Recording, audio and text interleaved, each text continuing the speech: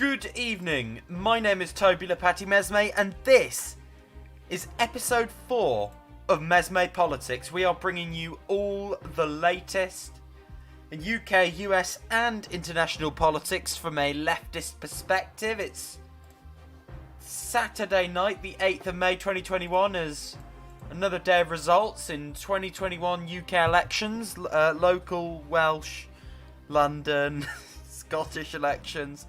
Super Thursday, those results have all been pouring in. We will have some more, though not too many more, on the show tomorrow. This show is all about providing a left-wing alternative to what you'd normally get on the 10 o'clock news, but we have got a bumper crop of results for you now. Let's have a look. Let's delve in. Coming up as well on the show, I want to talk to you about... Right, we'll start with that. I want to talk to you about Keir Starmer, the political arsonist, and then we'll talk about the nitty-gritty of the latest results. Long story short, we know it's been a disaster for Labour, but here's the latest. This is a Labour source. Keir said he was taking full responsibility for the result of the elections, and he said we need to change. That means change in how we run our campaigns in the future. Angela will continue to play a senior role in Keir's team. So Angela Rayner, deputy leader, has been sacked as chair of the party and running Labour's campaign. This is bizarre for a number of reasons. First of all, optically, obviously Angela Rayner hasn't been the problem for all the criticisms of her you can levy for a variety of reasons. But let's take it at face value. This is a middle-class Southern Remain lawyer in his bunker in London, having a mad one, being advised by Peter Mandelson, man of the people who doesn't know the difference between mushy peas and guacamole, being advised to sack a working-class northern woman who worked in care, while Keir Starmer was prosecuting teenagers for breaking windows and having people deported. It really doesn't... it doesn't bode well for anything other than Angela Rayner's potential leadership prospects. John McDonnell, leader of the left, if you like, says Keir Starmer said yesterday that he took full responsibility for the election result in Hartlepool and other losses. Instead, today, he's scapegoating everyone apart from himself. This isn't leadership, it's a cowardly avoidance of responsibility. The Labour MP off the record apparently says, nothing says I take full responsibility better than firing your second in command. There is some serious unhappy rumblings on the Labour backbenchers. Lewis Goodall says Labour source telling a different story, saying that this is partly about extreme displeasure within Leader of the Opposition about certain figures, briefing, quote, the people who have spent the election campaign not so subtly briefing against their own side and staff should be worried. And there's also been significant internal criticism of Rayner about her performance as campaign chair. So they're scapegoating Angela Rayner. They've got these people so paranoid they're briefing about people briefing against them. 40 Labour MPs, this is John Eaton saying this, 40 Labour MPs are needed to trigger a leadership challenge. There are 36 MPs in the admittedly toothless Socialist campaign group. After Rayner's sacking, doesn't feel like a high bar. Keir Starmer's landed himself in real trouble here. Burning bridges. Really, I can't fathom what the reasoning here is. So we've gone from, we're going to I take full responsibility, but we're going to scapegoat Jeremy Corbyn, and then we're going to scapegoat Angela Rayner, and other names. We're hearing names they might sack. Are you ready for this? Lisa Nandy, apparently not loyal enough. Who else have we got? We've got... There's a couple more names. I know every name they've mentioned has been a working class representative in the Red Wall. Quite stunning, right? Here we go. So understand more shadow cabinet resignation sackings are expected tonight, tomorrow. This is James Heal. Names doing the rounds include Andy McDonald and Cat Smith. Working class, Northern. What are you playing at? Angela Rayner gone as campaign chair, just as Labour gets some good results. will remain deputy leader and therefore in shadow cabinet and on NEC. We expect her to be offered some other post in shadow cabinet before the evening is out. Absolutely incredible. It doesn't bear thinking. I think Keir Starmer's leadership is actually falling apart much more quickly than any of us thought.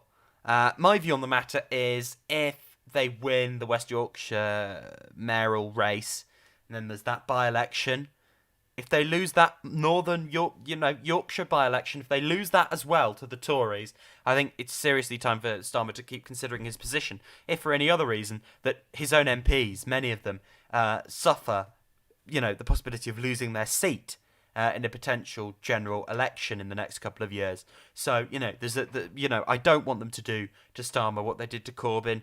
Democratically elected leader, strong mandate, deserves a crack at the whip.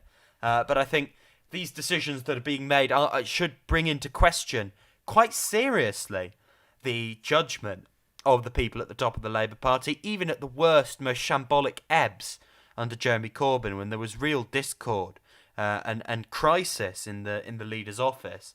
It was not this farcical. It was not this pig-headed. Maybe the media tried to frame it that way sometimes. It just wasn't. What's going on here is completely illogical and bizarre. Self-inflicted wounds.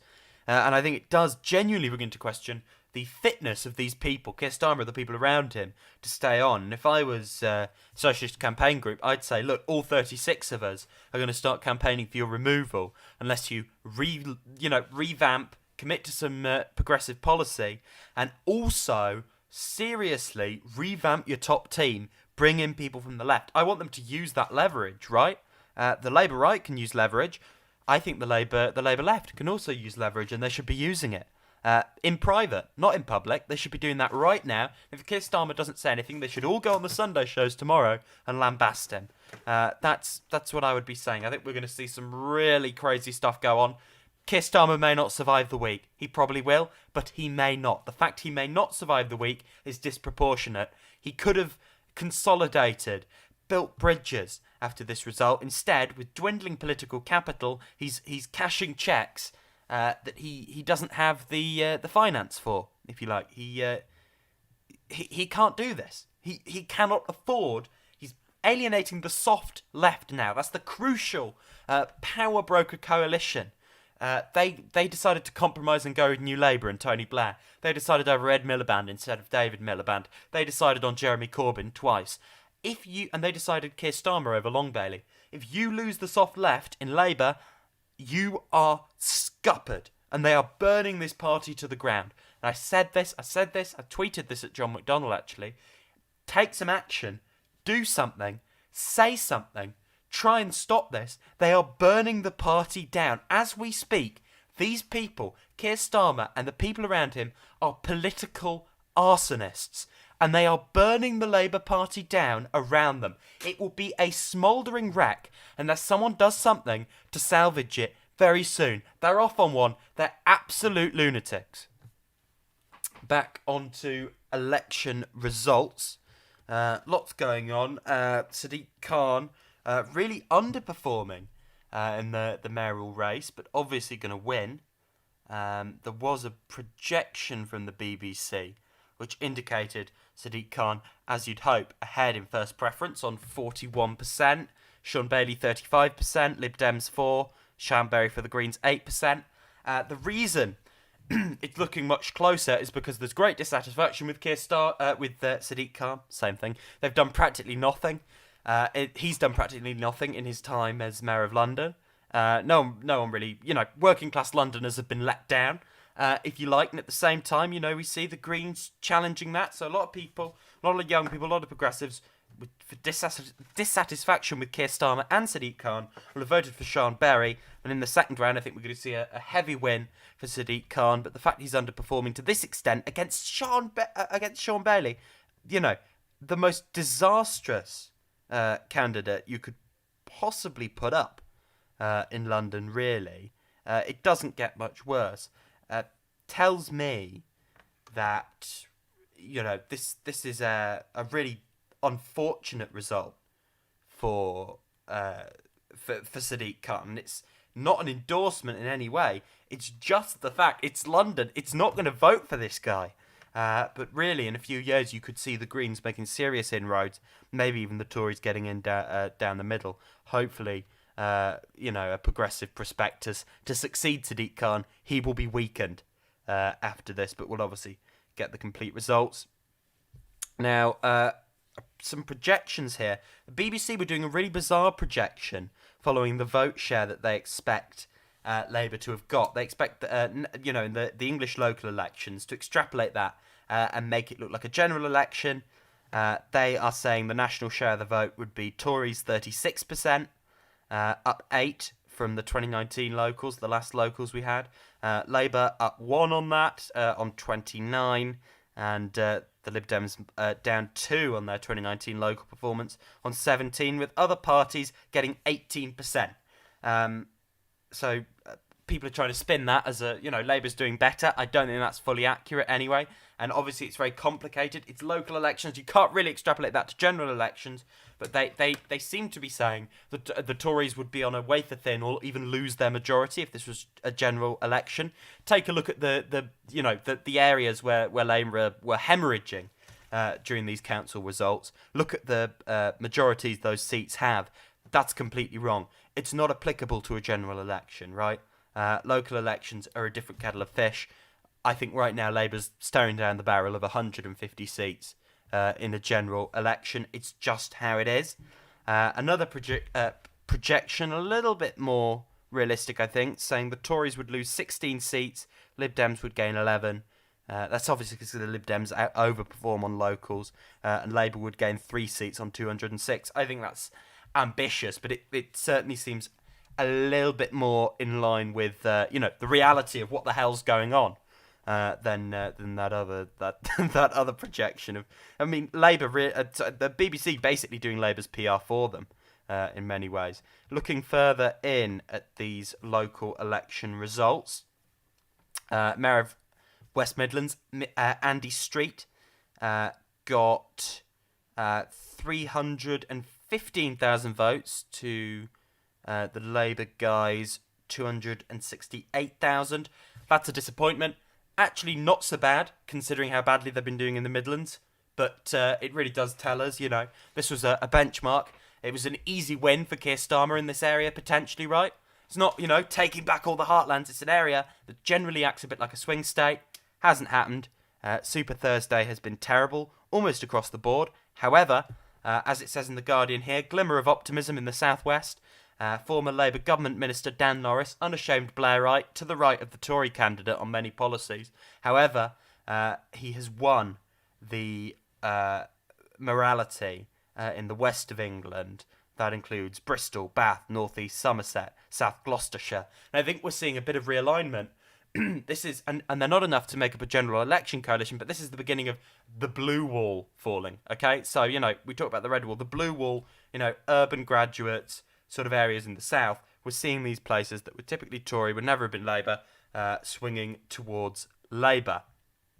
That's a trend, less than it's an endorsement of this guy Dan Norris, who really is a repugnant candidate. But hopefully, he swings to the left. In office. That's what we can all hope for, because there's not really anything. I mean, what else is he going to do? Even the Tories supported publicly owned transport in the area, and he didn't. It was, crazily out of step with basically just the politics of everything that was going on. Looking at this, Simon Foster in the West Midlands won Police and Crime Commissioner. Which indicates, Aaron Bastani said on Twitter, this means Labour could and should have won the West Midlands mayor. Numerous sources tell me the right candidate could have clinched it. I think that's probably right. This is obviously, there isn't a long-term trend in Labour's favour in the West Midlands. Therefore, uninspiring candidate of Liam Byrne has lost it for them. Police and Crime Commissioner win. You can see how that would how that makes sense, right? The votes were there for Labour, but didn't go for it. Also got to remember, how's it gone so bad? Right across so much of the country, particularly the northeast. No mobilisation. Community organising team gone. They closed down the thing. They've weakened so much of the the structures within the party. I mean, Keir Starmer's leadership really have done pretty much everything you do if you were hoping to lose an election. Looking elsewhere, 59% of the vote for the Salford mayor, and here is what they had to say. Red Wall voters have not moved away from the Labour Party. Labour has moved away from them. I ask Keir and our leaders to not only look to Salford, but to Greater Manchester under the leadership of Andy Burnham. Stunning mandate today, by the way, nearly 70%, where our losses have been more limited, and also to examples from progressive councils across the country where fortunes have not been so bad. To Mark Drakeford's successes in the Welsh Senedd, to Matt Brown's continued successes in Preston. There is a path Labour can take which unites our traditional voters with young and new voters. It is a path which isn't ashamed of our party's radical roots, which taps into our history and tradition, which puts forward a progressive and dynamic vision for a new and inclusive economy in the future. It's a path which is socialist at its core. The centre ground no longer exists as it once did. The public now expect us to pick a side and articulate a bold, ambitious and progressive vision for the future which tackles poverty and inequality while placing the needs of working people and families at its core. That's a socialist winning in the north, okay? Listen to them for God's sake. Don't listen to Peter Mandelson and Keir Starmer. Listen to these people for goodness sake. In Preston, that sort of area as well, we're seeing, basically, up and down the country, we're seeing radical Labour councils and mayors who've put in the time and who've delivered for the local communities. They're winning. Localism is back. People want authentic politicians. Andy Burnham, not of the left, but we see what he's doing. He's absolutely right when he talks about English devolution. We see what's going on here. There is a path to power nationally for Labour.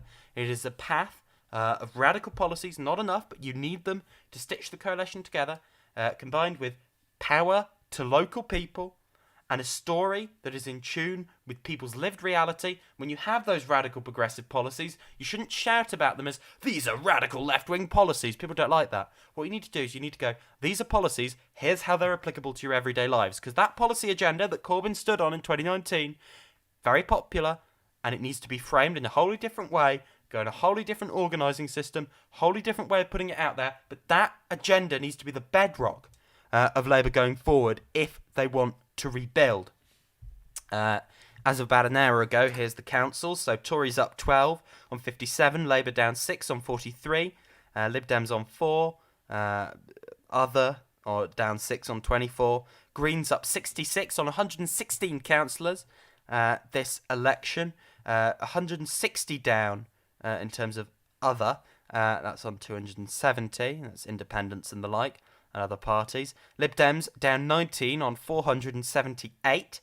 So they've held up much more than you'd think, actually, considering the state of things. 229 down on 1,200 for Labour.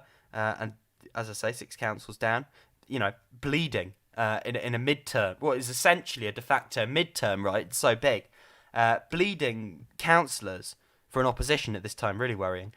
Tories up 281 on 2,128. As I say, party of government after 11 years, gaining councils, damning. 2,000 council wards, really, more than 5,000 seats up for grabs, 21 county, 28 unitary, 35 metropolitan and 59 district councils.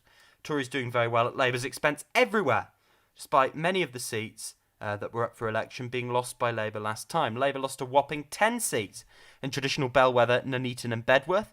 The Tories snatched Harlow in Essex from Labour after 7 seats changed hands and took Northumberland from no overall control. Dudley, where Labour and Tories were practically neck and neck before, went to the Tories with a massive cull of red seats. Conservatives now have 46 seats, almost double Labour's 24. Labour was stripped of control in Sheffield, bleeding to the Lib Dems and Greens. And the Conservatives have won their first on the authority for 20 years. Also, 9 councillors gone in Sunderland. This is really, really disastrous. Lib Dems doing better than expected. Greens making gains everywhere. Good for them. Bloody good for them. And Labour hemorrhaging to the Greens, the Tories, the Liberal Democrats. Really dire. Now going to the devolved election, and it will go lower, by the way. It will go lower. Going to the devolved elections, Welsh Parliament, Labour on 30. That is a stunning result, a working majority. Tories on 16, Plaid on 13, Liberal Democrats on 1. So Labour have actually increased one seat short of the 31 needed for an outright majority, but they have a working majority. There is one Liberal Democrat MP that will presumably prop them up. Disappointment for Plaid in that, they're not going to be part of the government, they're not going to have any pressure to exert, but they actually haven't done that badly. It's just been a lukewarm performance for them. Tories 16, they made gains, but they're no closer to government. Labour have also made gains at the expense of UKIP, as of the Tories. Holding on to Leave voters. You've got a leader who unashamedly was a socialist and did back radical policies when it was a debate about Labour's national prospectus. Much more moderate at home, but his political outlook is that of a working class socialist. The incumbency factor, handling of COVID, and also authenticity have all helped Labour here. They're on 30 seats, so that is their joint best ever result since Welsh devolution, which is, you love to see it, always good to see. Meanwhile, wasn't expected at all. People were talking about, including me, worst ever Labour result in Wales. Didn't happen. And looking at Scotland, projected, in fact, no, we have actually got the final result here now. SNP, 64 seats. That is one short of a majority, and it's a gain of 1 seat. Tories, 31, no change. Labour down 2 on 22, Greens on 8, that's +2. It's underperforming the gains they expected to make. Lib Dems down 1 on 4. So you have the SNP on 64, able to govern as a slightly stronger minority government. Massive vote share, biggest, big endorsement in that sense. And you have the Greens on 8, so in total that's 72 pro-independence MSPs. Whereas if you put the Lib Dems, Labour, and the Tories together, that would, 31 for the Tories, 22 for Labour, 4 for the Lib Dems. That is, we're getting our calculations mixed up. So you've got Greens, who will presumably, maybe they'll do a formal deal, maybe it'll just be confidence in the supply, maybe it'll be informal. That's 72 seats, a very clear pro-independence majority. SNP haven't got a majority, but it was always a relatively long shot. I thought they'd just clinch it, but they're actually a couple of seats back on what I expected. I expected 65, 66 seats. But anyway, the Tories in the Scottish Parliament, added together with Labour and the Liberal Democrats, that puts them on 57 seats to those 72. So 57 unionists, 72 nationalists. The mandate is there. Boris Johnson should grant control. It's going to be fascinating. I mean, the next big story of politics in the United Kingdom is going to be constitutional wranglings over the union. It's going to be absolutely fascinating.